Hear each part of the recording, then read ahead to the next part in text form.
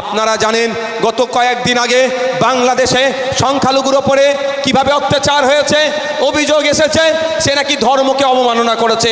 প্রশ্ন আমার এখানে একটা, যদি সত্যিকারে এই ধর্মকে অবমাননা করে তার জন্য বিচার আইন ব্যবস্থা আছে, তার আপনি আইন হাতে তুলে নিতে পারেন না। আর দ্বিতীয় কথা, তাদের অভিযোগ বাংলাদেশের মানুষের যারা ওকে মেরেছে সবাই নয়, তারা বলছে ইসলাম ধর্মকে অবমাননা করেছে। ইসলাম ধর্মকে অবমাননা করার জন্য আপনি যে পদক্ষেপ নিলেন সেইটাও তো ইসলাম ধর্মের বাইরে। ইসলাম ধর্মে কোথায় লেখা আছে মানুষকে আগুন দিয়ে পুড়িয়ে দেবার কথা? তাই ইন্ডিয়ান সেকুলার ফ্রন্ট ওর প্রতিবাদ করেছে। ঠিক যেভাবে আফরাজুলকে রাজস্থানে খুন করেছিল, পেলুকানকে যখন খুন করেছে তার যেমন প্রতিবাদ আমরা করেছি, একইভাবে গত কয়েকদিন আগে বাংলাদেশে যে সংখ্যালঘুদের উপর অত্যাচার চলছে তারও আমরা প্রতিবাদ করছি। কিন্তু অদ্ভুতভাবে একটা জিনিস লক্ষ্য করছি, আমার দেশের হিন্দুদের রক্ষাকর্তা নিজেকে যে দাবি করেছে নরেন্দ্র দামোদর দাস মোদীর মুখে একটাও কথা নাই। কেন হয়? এখানে একটা টুইস্ট আছে, এইখানে হচ্ছে ব্যবসার ব্যাপার আছে। নরেন্দ্র দামোদর দাস মোদীকে কয়েকজন ব্যবসায়ী ঘিরে রেখেছে, তারা বাংলাদেশে ইনভেস্ট করেছে। শুধু তাই নয়, সব থেকে বড় শত্রু দেশ পাকিস্তানে আমার দেশ ইলেকট্রিক বিক্রি করছে দেশের পক্ষে ওই ব্যবসায়ীরা। এদিকে বলছে পানি বন্ধ করে দেবো, ভালো কথা, আমিও পানি বন্ধ করার পক্ষে। পানি না দিলে খেতে মরবে, আর যদি বিদ্যুতের লাইনটা নামিয়ে দিই অন্ধকারে পাকিস্তান হাবুডুবু খাবে। সেটা করছে কি? পানিটা সরকারের জিনিস ওরা বন্ধ করছে, আর উনার বন্ধু যে ইলেকট্রিকটা বিক্রি করছে সেটা বন্ধ করছে না। কত বড় ধান্দাবাজি চলছে বুঝতে পেরেছেন? আর মহল্লাতে পাড়াতে এসে আমাদেরকে বোঝাচ্ছে। আমার বলার বক্তব্য এটাই যে আইএসএফ মানবতার পক্ষে সওয়াল করে। আপনারা জানেন এই মানবতার পক্ষে সওয়াল করার জন্য আমাদেরকে বিভিন্ন জায়গায় বিভিন্নভাবে দেখে দেওয়া হচ্ছে। আপনারা গত বছরে আমরা গিয়েছিলাম চাপড়াতে। এটা চাপড়া না চোপড়া? এটা চাপড়া, তাহলে ওটা চোপড়া। দিনাজপুর চোপড়াতে গিয়েছিলাম। 40টা মতো আদিবাসী পরিবারের বাড়িতে আগুন লাগিয়ে দিয়েছিল দুষ্কৃতীরা। তখন এই হিন্দু ভাই ভাইয়ের রক্ষাকর্তা যায়নি, নওশাদ সিদ্দিকী গিয়েছিল, আইএসএফ গিয়েছিল, তাদের পাশে দাঁড়িয়েছিল। আমরা আনিসের পাশে দাঁড়িয়েছিলাম। আমরা ধর্ম দেখিনি। আমাদের বাড়ির মেয়ে কলকাতা পিজি হসপিটালে, আরজিকর হসপিটালে ডিউটিরত অবস্থায় তাকে ধর্ষণ করে খুন করে ধর্ষণ করানো হলো। তার বিরুদ্ধে আজও পর্যন্ত আমরা সংগ্রাম চালিয়ে যাচ্ছি। যতদিন না বিচার পাবে আমরা লড়াই করে যাব। একবারের জন্য আমরা ধর্ম দেখি না।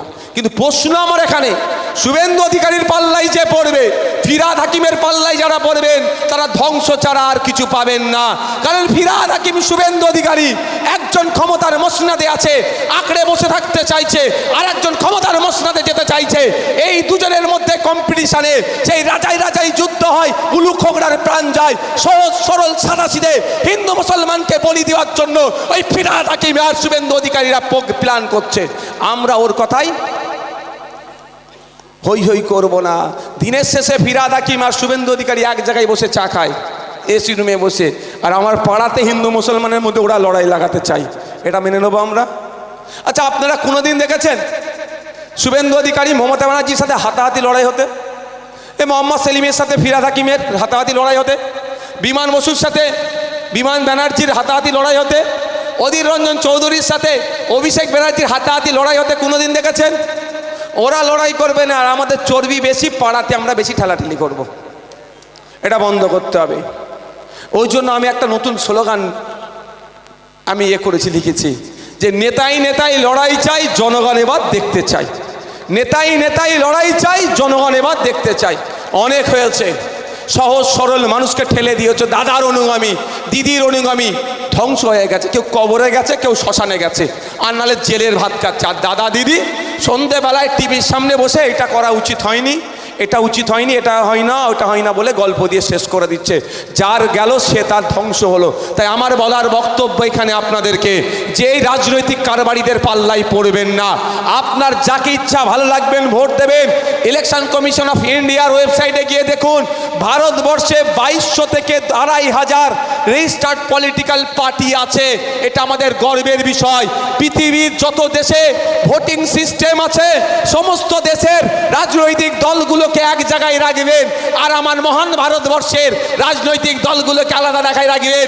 দেখবেন আমার দেশের রাজনৈতিক দল পৃথিবীতে যত রাজনৈতিক দল আছে তাদের থেকে বেশি শুধু আমার দেশেই আছে। এটা আমার গর্বের বিষয়। আমাদের ডেমোক্রেসি সেই জায়গা দিয়েছে। তাহলে আপনি তৃণমূল করেন, কেউ বিজেপি, কে সিপিএম, আমি আইএসএফ, কে কংগ্রেস, যার যেটা ইচ্ছা করছো করুক না, মারামারি করবেন কেন? কোনোদিন দেখেছেন আমার সাথে তৃণমূলের বড় নেতার হাতাহাতি লড়াই হতে? কিন্তু তৃণমূলের বড় নেতাকে চোর ডাকাত ছাড়া আমি কথা বলি না, তাই তো বলি তো আমি। মমতা ব্যানার্জি যত দুর্নীতি হচ্ছে, দুর্নীতি সবার ওপরে উনি, যা চাকরি চুরি ফুরি যা হয়েছে সব উনি জানেন। উনি কোনো অংশে চোরের যে র্যাকেটের সাথে উনি কোনো অংশে বাইরে নয়, আমি তো বলছি আজকেও। কিন্তু কোনোদিন দেখেছেন মমতা ব্যানার্জির সাথে আমার হাতাহাতি লড়াই হতে? এটা কাঙ্ক্ষিত নয়, হওয়া উচিত না। তাহলে আপনারা এখানে আইএসএফের নেতা, আমি আইএসএফকে দিয়ে বলি, আপনি তৃণমূলের লোকের সাথে কেন লড়াই যাবেন যদি আমরা করি না? ঠিক একইভাবে তৃণমূলের নেতা দেখছে শুভেন্দু অধিকারী, মমতা ব্যানার্জি, অভিষেক ব্যানার্জিকে দিন রাত বলছে, কিন্তু শুভেন্দু অধিকারীর সাথে অভিষেক ব্যানার্জি কোনোদিন হাতাহাতি লড়াই হয়েছে? তাহলে আপনি এখানে BJP Trinamool, ISF Trinamool, CPM Trinamool, Congress Trinamool লড়াই করছেন কেন আপনারা? এটাকে আপনাকে একটু বুঝতে হবে, লড়াইটা কারা লাগাচ্ছে? রাজনৈতিক কারবারিরা তাদের ফায়দা নেওয়ার জন্য। আপনি লড়াই করবেন, মারপিট করবেন, অবঘাতে মারতে গিয়ে যদি মরে যায় কি হবে? শ্মশানে গিয়ে দিয়ে আসো, নাহলে কবরস্থানে দাও। তারপরে কি হবে? জেলের ভাত খেতে হবে, লাইফটা শেষ হয়ে যাবে। আমার বলার বক্তব্য এখানে আপনাদের আমি একটু সচেতন করতে চাইছি, হিংসায় আপনারা জড়াবেন না।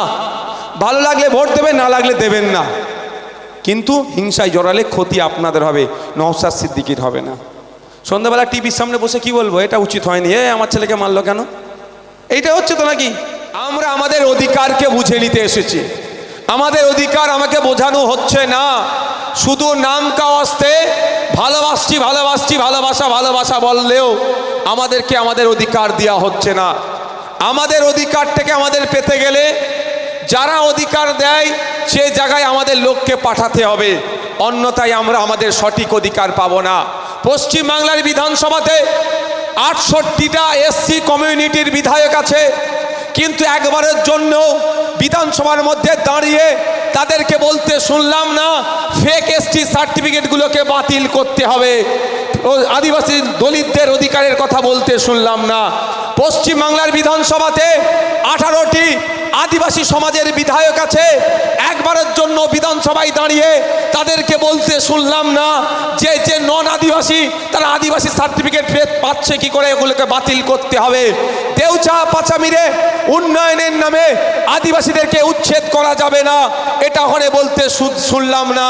পশ্চিমবাংলার বিধানসভাতে 44টা মুসলিম বিধায়ক আছে, ধর্মীয় পরিচয় আমাকে বাদ দিয়ে 43টা তৃণমূল কংগ্রেসের আছে, বিধানসভার মধ্যে দাঁড়িয়ে একবারের জন্য বলতে শুনলাম না নতুন যে ওবিসি সার্টিফিকেট হয়েছে এই সার্টিফিকেটে মুসলিম সম্প্রদায়ের সাথে বৈষম্য হচ্ছে, শুধু নাম কাস্তে সার্টিফিকেট থাকবে, অন্যথায় এর থেকে কোনো পরিষেবা পাবে না।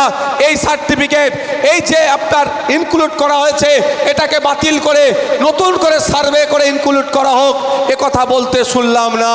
কারণ তারা নির্দিষ্ট কোনো দলের থেকে বিলং করছে, তাদেরকে টিউনিং করার জায়গা আছে।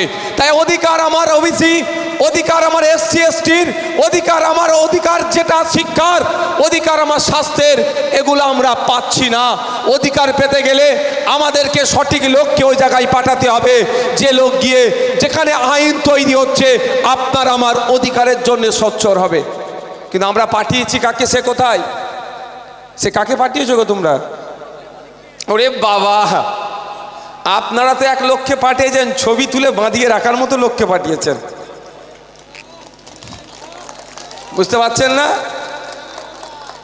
ছবি তুলে বাঁধিয়ে রাখার মতো লোককে পাঠিয়েছেন আপনারা, ফলে আপনার অধিকারের কথা তা বলবে না। সে ব্যস্ত কতটা পার্সেন্টেজ কালীঘাটে পৌঁছাবে। আজকে যদি পলাশী পাড়ার মানুষের অধিকারের জন্য সঠিক লক্ষ্যে পাঠাতেন, তাহলে পলাশীর হাই স্কুলের দুরবস্থার কথা, পলাশীর প্রাইমারি স্কুলগুলোর দুরবস্থার কথা সেখানে গিয়ে তুলত। আজকে যদি আপনি পলাশীর মানুষের সঠিক নির্বাচিত করে সঠিক জনপ্রতিনিধিকে বিধানসভায় পাঠাতেন, পলাশীর কৃষকদের কথা বলতো, পলাশীর শ্রমিকের কথা বলতো, পলাশীর ছাত্র যুবর কথা বলতো, পলাশীর মায়েদের কথা বলতো, পলাশীর বাপেদের কথা বলতো। তার পরিবর্তে যাকে পাঠিয়েছেন সে এখন হিসাব করছে কত পার্সেন্ট কেটে নিজের কাছে রাখবো আর কত পার্সেন্ট ঘাটোঘাট করে কালীঘাটে পাঠাবো। ফেক এসটি এসসি সার্টিফিকেটের বাতিলের জন্য আজকে আমাদের অধিকার সভা। আপনারা শুনলে অবাক হবেন, পশ্চিম বাংলায় যারা এসসি কমিউনিটির নয়, দলিত সমাজের যারা নয়, তারা সার্টিফিকেট নিয়ে দলিত ভাইদের জায়গায় তারা চাকরি আর উচ্চশিক্ষায় সংরক্ষণ করে নিচ্ছে। এবছরে মেডিকেলে 41 জন ডক্টরি এতে চান্স পেয়েছে আদিবাসী ভাইদের কোটাতে, যারা আদিবাসী নয়।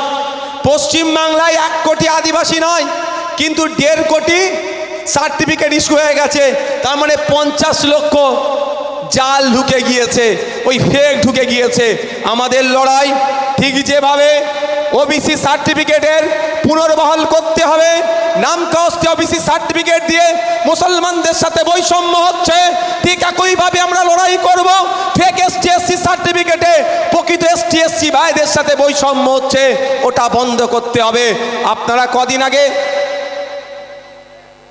যুব ভারতী স্টেডিয়ামে একটা কাণ্ড দেখেছেন তো, ওই কাণ্ডর সাথে এসটি এসসি সার্টিফিকেট আমি উদাহরণ দিচ্ছি, ওবিসি সার্টিফিকেট।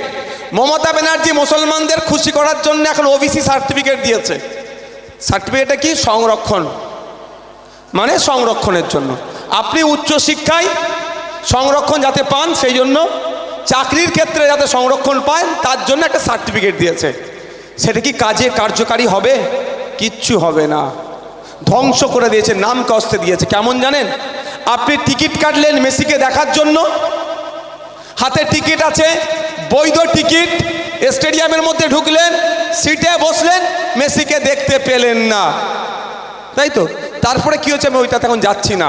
ঠিক একইভাবে আপনার হাতে ওবিসি সার্টিফিকেট আছে, অ্যাপ্লাই করলেন, সব করলেন, লিস্টে নাম আপনার আসবে না। ঠিক মেসিকে যেরকম আপনি দেখতে পেলেন না, যে কাণ্ড ঘটিয়েছে, তবে হিংসাত্মক পথ আমি চাই না। তবে আমি একটু কথা বলবো, ওবিসি সার্টিফিকেটের জন্য ওই ধরনের যুবকরা না এগিয়ে আসলে এ কিন্তু আর প্রত্যাহার হবে না। মুসলমান সমাজ চাকরি উচ্চশিক্ষায় কিন্তু বঞ্চিত হবে। আমার বলার বক্তব্য, আমি কিন্তু হিংসার পথ অবলম্বন করতে বারণ করি, কিন্তু প্রতিবাদ করতে হবে। নাম কাস্তে ওই সার্টিফিকেট থাকা আর বাড়িতে ছিঁড়ে ফেলে রাখা দুটোই সমান। শুধুমাত্র বোকা বানিয়েছে মুসলমান সমাজকে।